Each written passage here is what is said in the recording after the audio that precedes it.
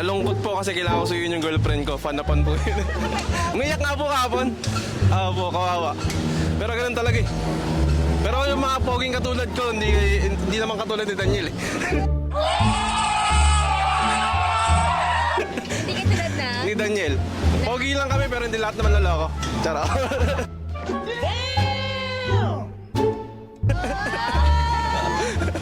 Nalungkot po, syempre kasi ang tagal nila, siguro mga 11 years. Then, tas parang sinubaybayan ko na sila, umpisa pa lang. Then, DJ! Naniniwala ka ba sa forever? Ngayon na-break na sila. ewan, hindi ko na Sobrang lungkot talaga. Pero sabi ko kanina, wala tayong magagawa dyan.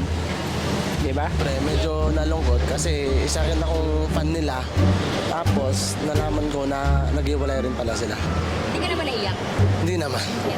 Syempre, nasaktan. Naiyak din kasi syempre 11 years mula umpisa nila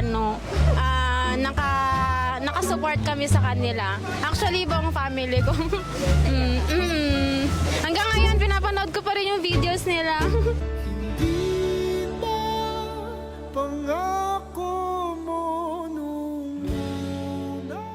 Diba, 11 years nga silang naging ganon, tapos yun, ako pang inayang, syempre.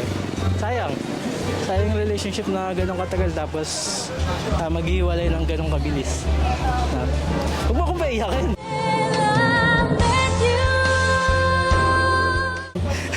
Okay. Yun lang. Nakakapanghinayang, wala na talaga atang forever.